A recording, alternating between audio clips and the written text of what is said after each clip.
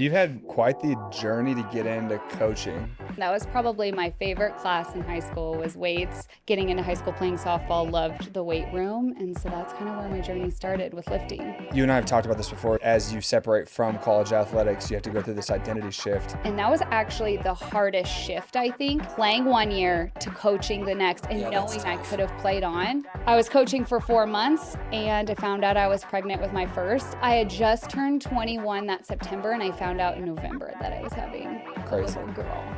What do you wish more women understood about their bodies, their strength? Yeah, I just say if you're starting your fitness journey, you should really focus on. Welcome to the Higher Form podcast, where high performance meets real life. We talk about how to grow with intention, lead with clarity, and feel strong in every season. Welcome back to the Higher Form podcast. Today, I have a mom, a fitness enthusiast, and a coach here at Avexia Health and Performance, Mrs. Caitlin Wilkes. Welcome to the podcast. Ooh, thank you. Excited to be here. Well, I'm excited to have you. Yeah. We'll kick things off by just letting you kind of tell your story a little bit more. So why don't you just share where you're from, how you got here, and we'll just throw it back and catch up as we go. Yeah. So I grew up in Raytown, good old Raytona Beach, Ray Tizzle. Yeah. Grew up in Raytown. What about the stadiums then, huh? Yeah, a little over there. And I went through elementary and middle school there. And then in high school, I went to Lee Summit. Okay. And then I went and played softball at Johnson County. What position did you play? So my first year, I played third base. And then the So you got a second year, cannon. got a cannon. Still do. Okay. Still do. Watch out. Still play, yeah. And then I played center field my second year I was there. Awesome. So, yeah. Very, very cool. Why softball? Did you play other sports growing up? Yeah, I loved softball because all of my friends played softball. Uh-huh. I was like eight or 9 years old wanting to get into something and all my friends were doing it. So I was like, why not? I should do that too. Yeah. And so actually my best friend growing up played softball with me too. And my mom and my dad recently got a divorce. And so her dad was single too. And I was like, how cool would this be if our parents got together? And so my mom married my best friend's dad, and softball kind of brought us together. That's awesome. Yeah. So what an interesting coincidence on how that all worked out. Yeah. Her name's Jordan. She's near and dear to me. We still go run together and hang out all the time, obviously. In high school, we shared a room together. We were really close. Okay. But I grew up with 4 sisters. So I have a twin sister, an older sister, Jordan, that I mentioned, and then 2 younger sisters. All girls, no boys? All girls. What a wild house. Yes, my mom would lose her mind a ton of the time. But I can imagine. it was really fun. I love my sisters. Yeah. And now you're a mom and you have 2 girls. Yes. And I desperately wanted a boy. I love my little girls, but it was so funny how I, of course, would have a girl. I had a girl young too, so it's all I knew was girls growing up. And so when I found out that I was having a girl, I was like, oh, of course. How fitting. How fitting. Yeah. That's awesome.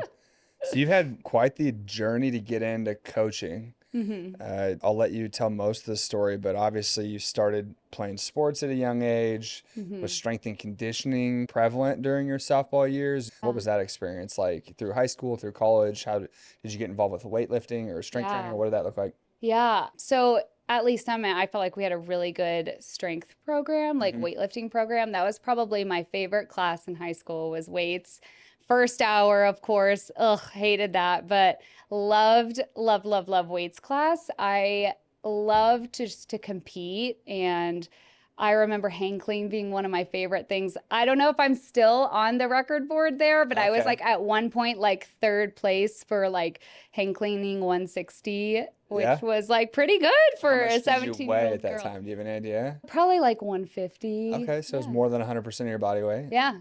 Yeah. That's awesome. So yeah, I loved, just from a young age, loved competing. And then also getting into high school playing softball, loved the weight room. And so that's kind of where my journey started with lifting. Yeah. Did you always have the competitive mindset, or was that a byproduct of having sisters that you competed with? Where do you think that came from? Oh man, I don't know. I feel like I was the closest boy that my dad ever had. My sisters, when we'd go play catch outside, they didn't want to play catch Yeah, with they me weren't because having I it. threw the ball too hard. So I don't know where that came from. I just always wanted to compete and be good at something. And I Yeah. just felt like I was, yeah, good at playing sports, you know? Yeah.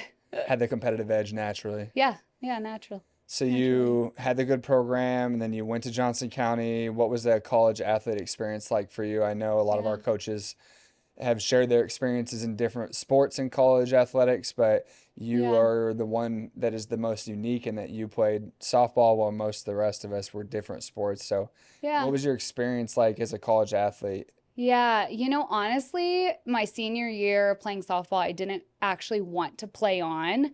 I just felt like I wanted to do other things. And Hmm. then I was getting recruited and I was just like, what? I don't know if this is what I actually want to do. And so actually I was supposed to, with my other best friend who I played softball with, we were going to actually be sorority sisters at Missouri State. Hmm. And it was literally that summer I decided, no, I want to stay close to home. I want to still play. Like, I can't believe I'm giving this up. Hmm. And so I actually decided, okay, let's go play softball at Johnson County. And my friend also went with me to play. So we still live together and Okay, cool. everything. But I don't know. I'm glad that I had that shift in mindset just so suddenly where I was like, I can't give this up just yet. And Yeah, so I went and played at Johnson County and I loved the program. It was a great experience. I still hang out with those girls today. that's unique. Yeah. I feel like a lot of times after college, everybody just goes their separate ways and life gets busy. And Yeah. I guess it is convenient that you're a little bit more local to where you played at too. True. True. Yeah, I Yeah, just went to one of my friends' weddings this past weekend. So she that's just got awesome. married. Yeah. Yeah. So, one of the things that I think is you and I have talked about this before is unique is as you separate from college athletics, you have to go through this identity shift. And I know Yeah. you talked about your daughter getting into softball recently and have shared with me a couple times about how you're like jealous almost of what you missed from that. Yeah, How was for that shift sure. of changing out of the athlete mindset Hmm. into adulthood, being a mom young? Like Yeah. tell a little bit more of that story and how that whole process shifted your whole Yeah. life really. Yeah. Yeah.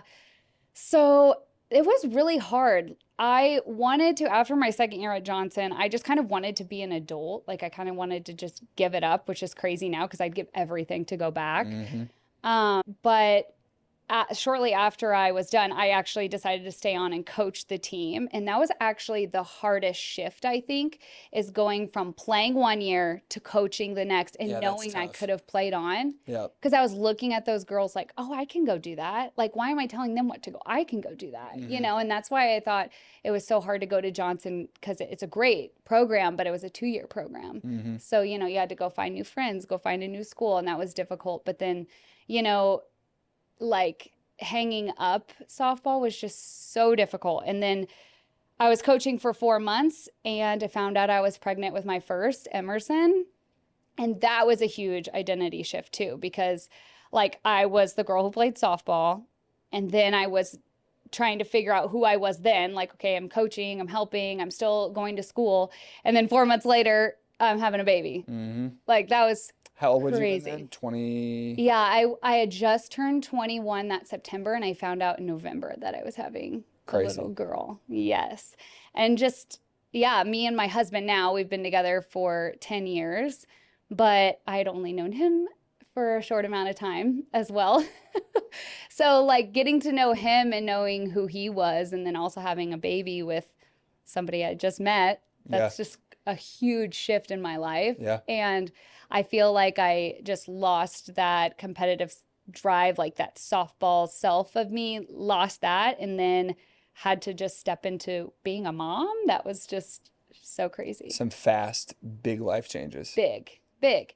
And now I feel like in my life, I finally made strides in like who I am and what I want to be because back then or that many years ago, I was just trying to figure out who I was and how to maneuver this new life. And now Yeah. I kind of can slow down and figure that out, Hmm. which is why I think I was first, when I was in college, I was first going to become a nurse. That didn't happen. Then I was going to become a teacher. I became a teacher for a while. And then now here I am coaching. So, Yeah. yeah, just many avenues of life trying to figure it out, Crazy. It's hard. Yeah, Yeah. Well, I mean, crazy. what's cool about your mindset around all of this, I don't know where this was developed or if it was part of the competitive part of, how you had that competition in sports and shifted into just facing difficult things in life. You and your husband have an awesome go-getter, no excuses, get shit done, do Yeah. hard things mentality. And Yeah. that was honestly what gravitated me to engage with you guys when I first met Sean. And it's something I respect a lot about you guys. Do you think that was developed through these things? Oh, 100%. I think like when we found out we were having a baby, our backs were pushed against the wall and we had to just deal with it. Obviously, we had to just go with it and know that our life was going to change and be different. And there was at that point when you bring a life into the world, like you can't just give up and quit. Like you have to keep going and just moving through life and just picking up all the pieces and figuring out who you are and who your husband is. And yeah, it How you was, gonna care for another human? yeah, we had to be flexible. We had to learn how to adapt. Mm-hmm. I mean, seriously, like I was still in college. I was working a part-time job at Victoria's Secret Mm-hmm. and going through school, and Sean was making $13 an hour at a warehouse. Like we were like Hustling. hustling. Yeah. Yeah, crazy. It's crazy to Yeah. think back on because people who see you guys now probably have no idea that you've had to go through that. You know Yeah. what I mean? Yeah. They see him in a successful role with Olathe PD, and they see you Hmm. making this transition from teaching into Hmm. fitness, and you guys have two healthy young girls, and it's always cool to me to think about. There's always so much more of a story Oh behind the yeah. scenes that people have no idea about.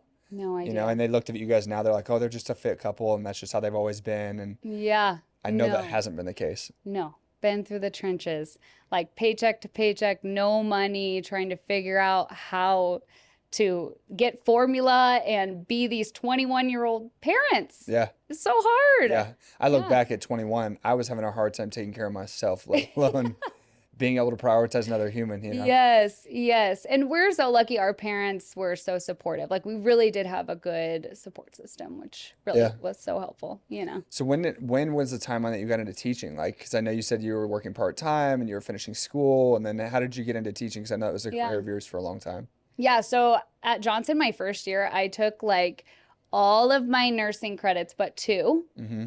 So talk about a lot of money just thrown out the door. Yeah. Because then after that year, I decided, oh, I don't want to do this anymore. Let What me was the just, deciding factor?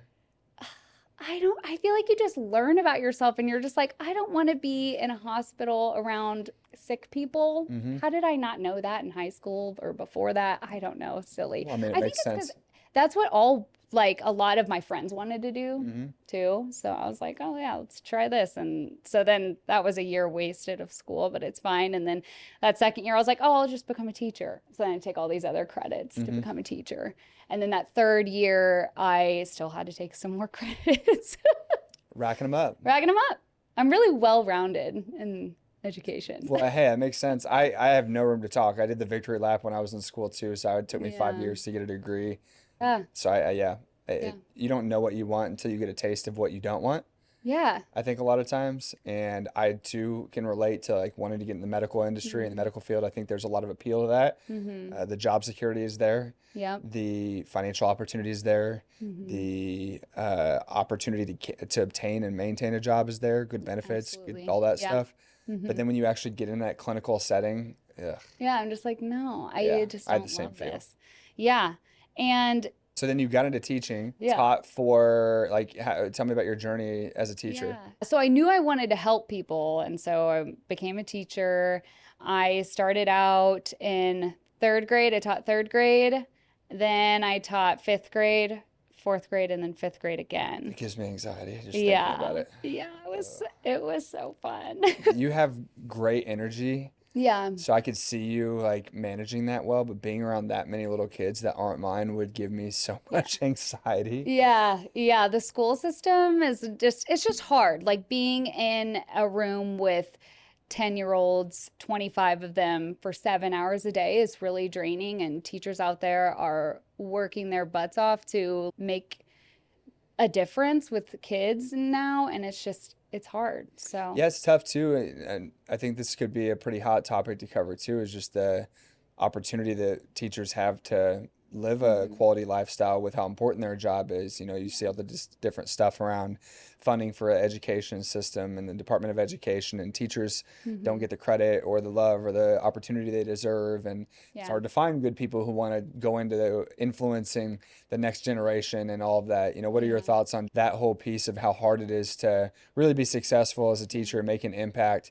and then just the system collectively? Yeah, I think the hardest thing was no matter how hard I worked, I felt like I wasn't compensated for that. Like, I don't know, I just felt like as many papers I graded or how late I stayed, yes, I was making a difference with kids and that was important and I was changing lives. But for me, it's just, what about myself and my family? How can I Hmm. make more money for them and for me, Yeah, how can you I know? provide? How can I provide? Hmm. Yeah, because you really can't being a teacher Yep. like the way I wanted to, Yeah.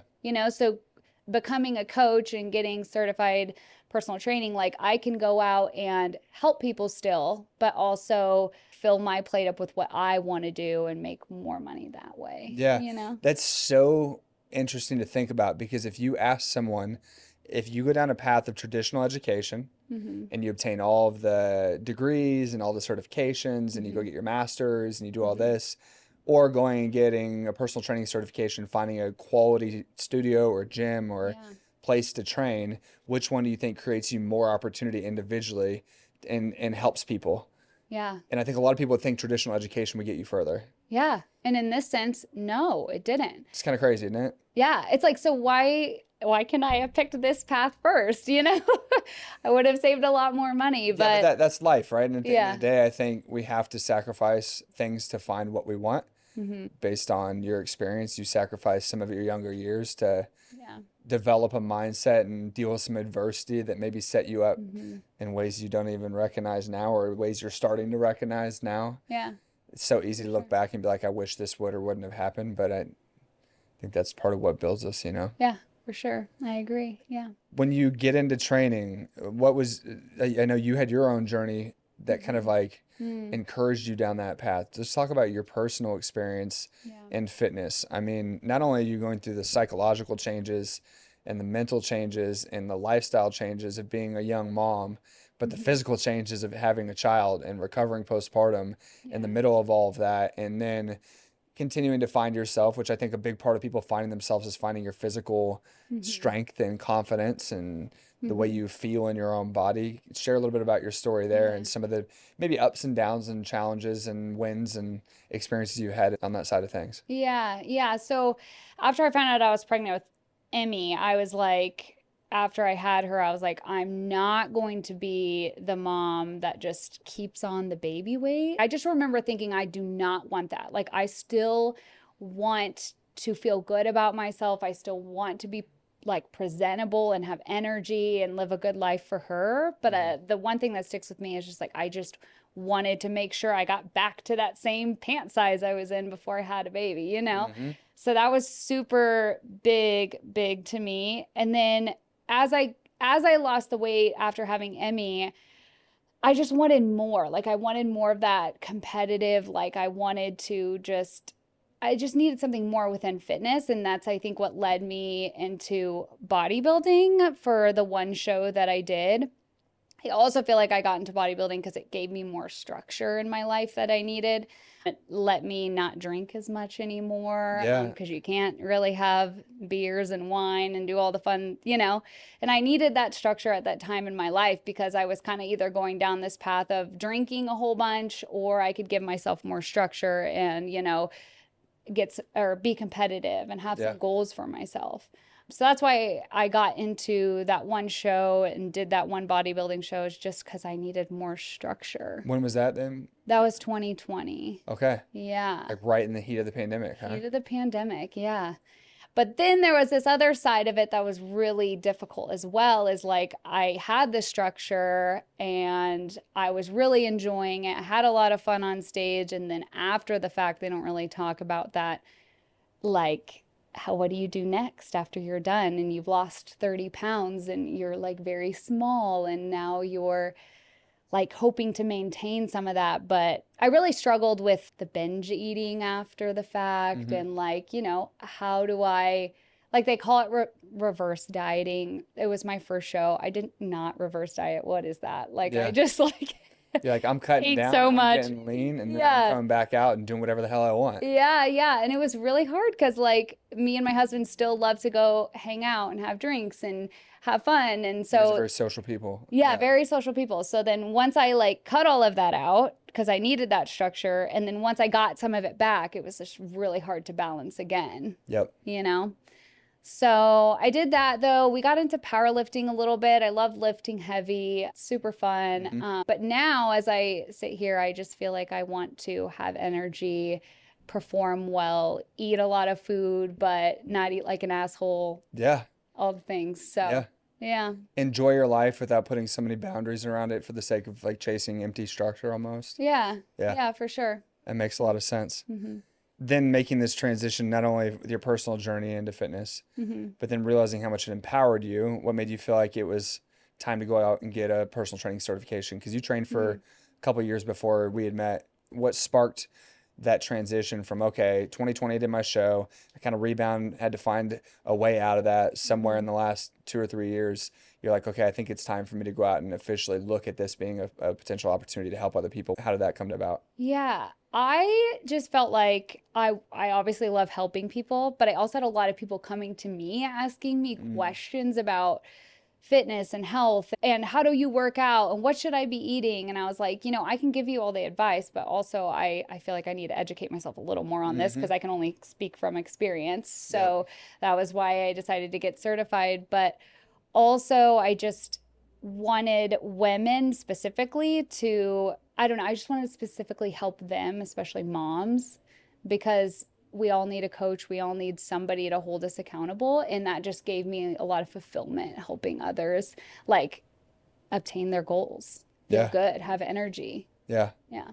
It's tough because like you said, the natural, specifically with moms, the natural inclination is not to put yourself first as a mom. Yeah. At least in the experience I've had working with women, my own wife, seeing other coaches who are moms, yourself included. Yeah. It's easy with this instinct to go out and nurture and care for and guide and provide for everyone else to put yourself last. I hear that more often in consultations with women who are looking to get started or put themselves first again than anything else. So it's cool that you kind of were like, all right, it's time for me to help influence other women.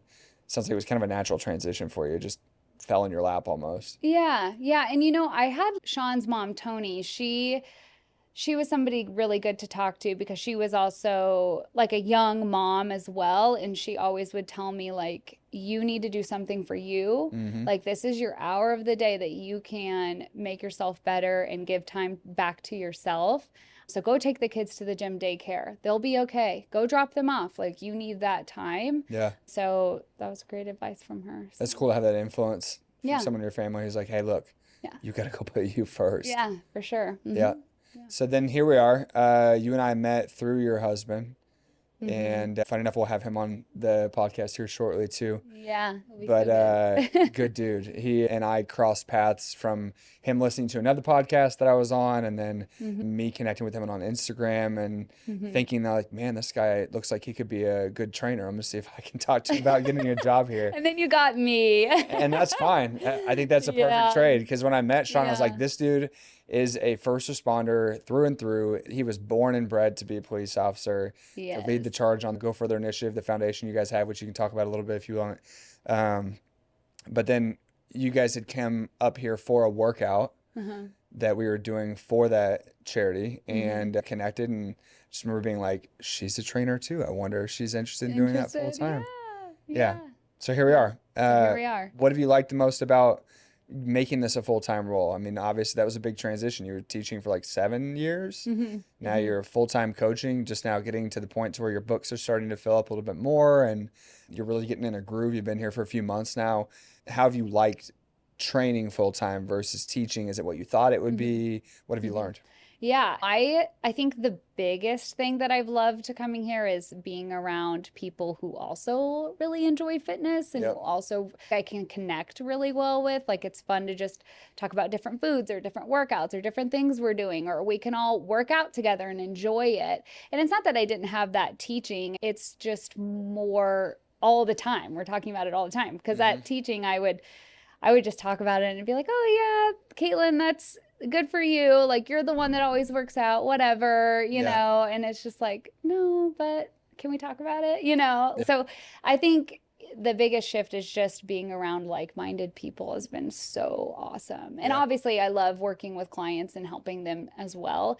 And the part about clients too is like they come in and they want to be better, Yeah. which is great. So helping them be better is great. It's awesome. Environment is so key. Yeah. Being in the right environment is so crucial. Mm-hmm. I mean, from a client and a coaching standpoint, but even like obviously talk about work too. Mm-hmm. I think Mm-hmm. that's cool to hear because that's what we've really worked on cultivating is a space where we can have the best of the best and people who are passionate about it and they love it and they choose to be here because it's what they want. Uh-huh. And obviously you're here to make a living and you have opportunity to create and provide. But the thing for me that was always cool about training that I think you're starting to really pick up on is if you want more opportunity, you go out and help more people and it's a win-win for everybody. Yeah. If I find someone who I can help change their life, they have to invest in the quality of my professional experience and services Mm-hmm. and what I can provide them.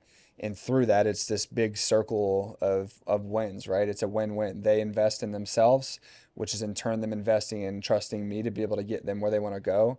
I get Mm-hmm. the Mm-hmm. opportunity to guide and lead them, so it fulfills me, but also I make money and be able to provide for my family there. And it's something that's always resonated with me, even more so as an adult now, working with other parents in the industry. When we first started, a lot of our coaches were younger, that we didn't have a whole Yeah. lot of parents on staff or people that had to live a adult lifestyle that came with all the responsibilities, a mortgage, car payments, Yes. all of the bills, the kids, All the you know what I mean? things. All the things Yeah. that go with that. So it's been cool helping you, like, to Yeah. see you get in that and See helping it. you take that opportunity and run with it. Yeah, yeah. And I think you told me this too, but if your goal is to help people in life, everything will come after that. Yeah. Like the money, the fulfillment, Help like if your first. goal is to help, Yeah.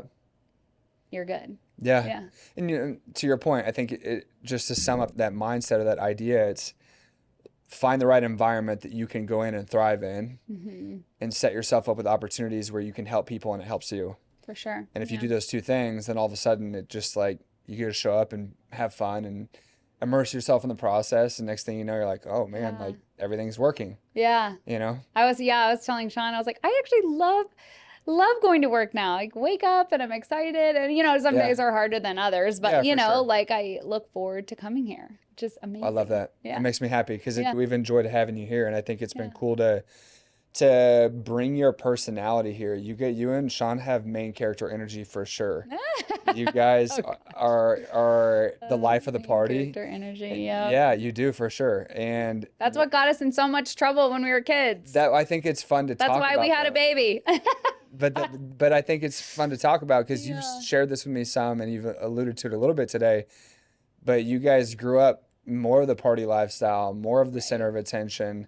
Right. How has that shift been for you guys to still find that balance of being able to be human and break away and have a couple drinks, but also, especially in his line of work with so much stress, Yeah. and then your line of work with teaching can be stressful and just the stresses of life.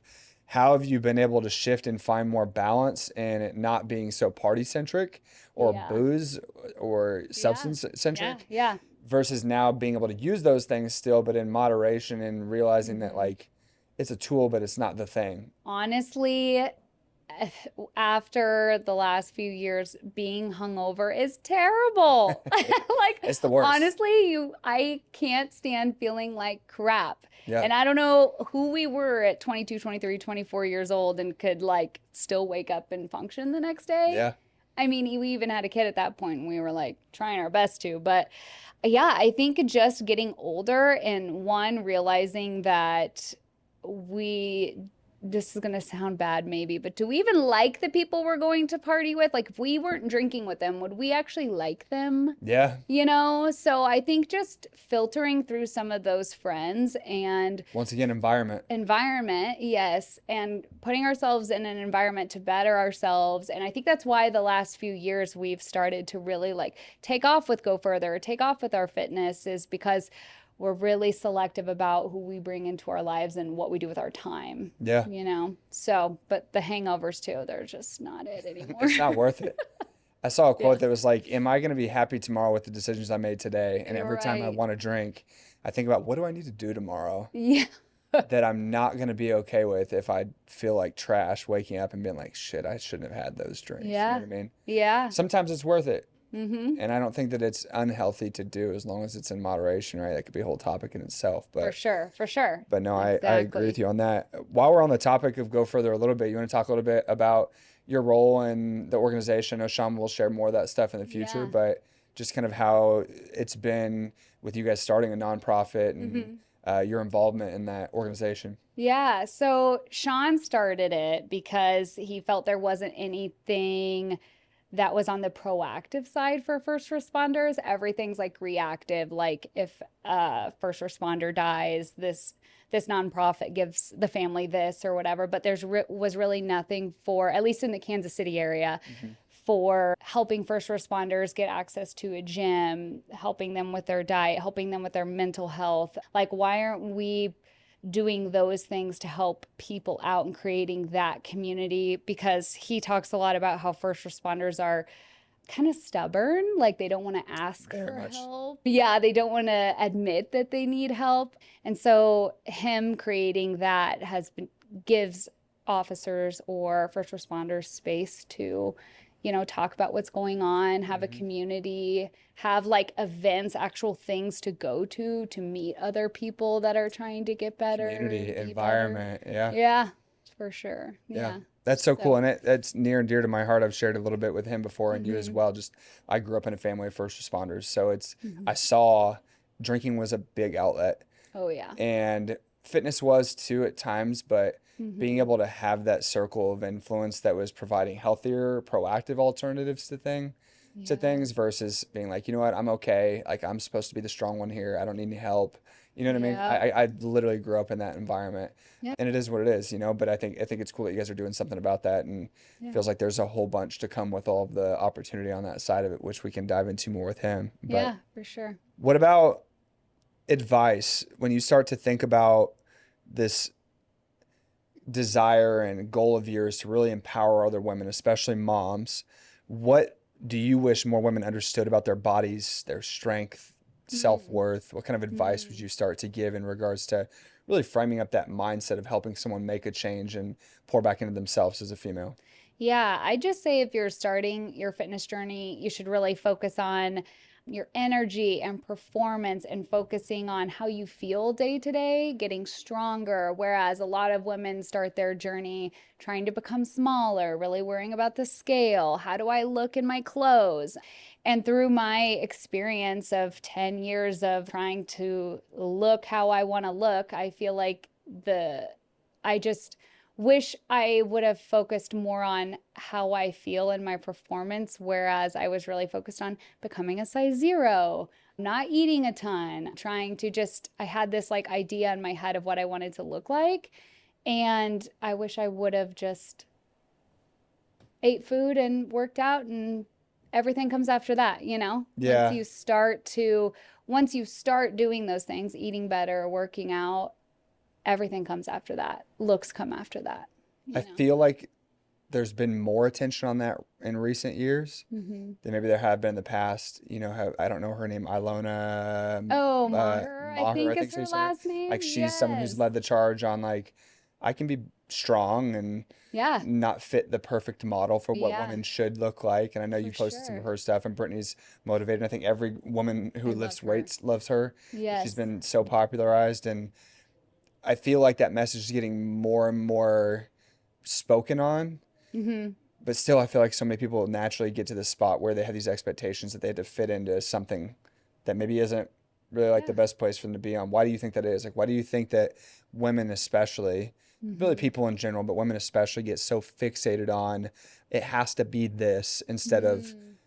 learning to embrace and love the process instead of set this expectation? Yeah, I don't know. Why did I want to be so small and so skinny? I don't know because now that I've gotten stronger, you know what? I think it's the media, honestly. Like Hmm. that's all I saw growing up was just Yep. skinny, small women. That's what everybody wanted to be.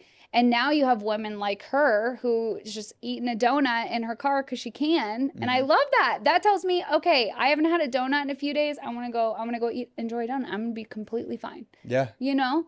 But then there's like that balance of like, yes, we want to eat healthy food, we want to work out, but also like you can treat yourself sometimes and not have that guilt. Yep. Like I think the guilt is so hard to have, I I would don't know. agree.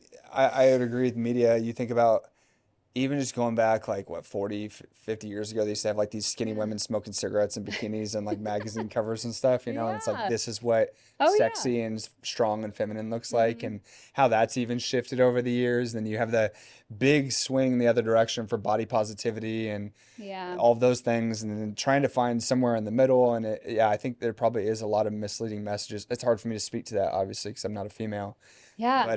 but yeah, that makes I sense. just think, yeah, in the like last few years, we've just started this, Hmm. like strong is sexy, strong is whatever you want it to be. Yep. Just be yourself. And like, as long as you feel good and I don't know, you have energy and you're just like that all comes with confidence. Like you're going to get there. You Hmm. just don't focus on being skinny. I Yeah. don't know. No, I agree. Yeah. I agree. And I think part of the challenge in bringing that to life is balancing the responsibilities. We talked about these desires to and the Hmm. pull to be able to provide for everyone else and put other people first because that's your Hmm. role to Hmm. nurture and to provide and to Yeah. care. Yeah. How do you feel like you've balanced motherhood, Mm. marriage, coaching, taking care of Mm. yourself? What do you feel like has been key for you to manage that balance and make it work? Yeah. I feel like I struggled really, like, I just really struggled being just Emerson's mom, like or Evie's mom. Like, I never wanted that to be my whole identity of just mom Mm-hmm. because Sorry, your youngest is how old now? she is two. Okay, Yeah, cool. two. So I just know that I'm so much more than that. Like, yes, that's an important part of my life, Yep. but I still want to play softball. I still want to lift weights. I still want to put myself first. I still want to go out on Saturday night and dance with my husband. I still want to like have all these avenues. I'm still coach. I'm still a person and I'm also their mom. Yeah. Like that just really like when I'd get with a group of mom, I never got into the mom groups because I just didn't want to talk about being a mom. I don't know, maybe it's because I was an early young mom and I was Yeah. like, I still didn't get this. Like so many people get this part of their lives where they can kind of figure themselves out. And I didn't really have that Mm-hmm. because I became a mom at 21. So yeah, I just didn't want that to be my whole identity. I think I still had to just be myself. I think that's so easy to fall into if you did have kids in the traditional way where Mm-hmm. you found yourself, you found a partner, you Mm-hmm. settled in, you Yeah. had kids, now you have this, you know what I mean? You Yeah. obviously didn't follow the like traditional route. Not that there's an I'm sure. expectation for you Yeah. to have to do it a certain way, but it makes sense. Yeah. I always felt that. I don't know why. Like, I was just like, I love my kids, but when I'm hanging out with other people, sometimes I don't want to talk about them. Yeah. Does that mean? I don't That's not know. mean at all. That's fair. You Like, are can a we talk about human. anything else besides being a mom right Yeah, because now? when I'm a Like, mom, I'll have to oh, turn it on. I'm going to be 100% mom. yeah. But I'm not a mom. I want to be like Caitlin. Yeah. I just want to be me. Yeah. Yeah, that's Exactly. fair. Yeah. What would you tell someone who's ready to take control of their health but has no idea where to start? I'm just lost. I don't know where to start. Ooh, hire a coach. That's an easy answer. Hire a coach. Yeah. Yes. Hire somebody that's going to help hold you accountable and lead the way.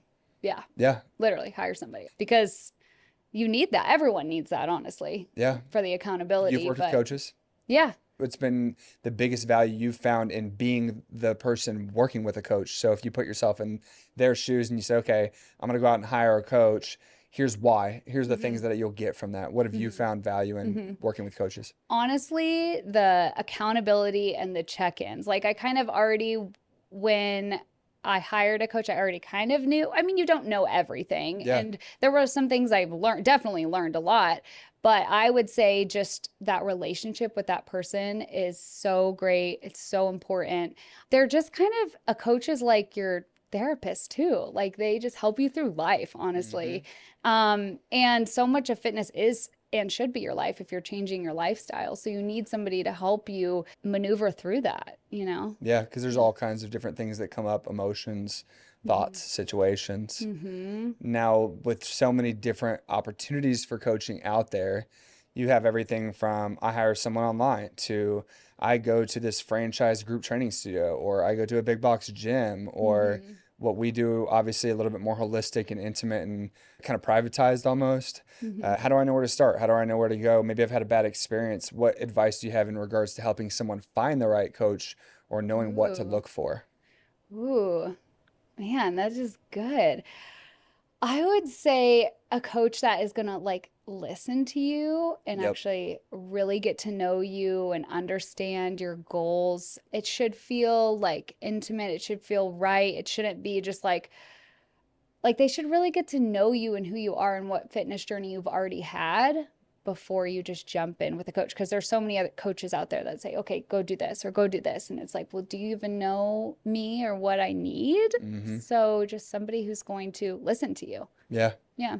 Well, I think that yields to the opportunity to create more individualized coaching or Mm-hmm. guidance. Mm-hmm. If someone just brings you in and they don't ask you the questions that you're talking about or have the conversation around, who are you? Where are you from? Tell me your story. What are you looking for? How can I help? Yeah. It's crazy to me when I have conversations where people just keep it so surface level. And I'm like, if you Yeah. really want me to lead you, I'm going to have to get to know you a Know little you bit. really well. Yeah, for And sure. as I get to know you, I'll understand your tendencies and I'll understand what you respond well to, maybe what you don't. But Mm-hmm. I think that's good advice. Yeah.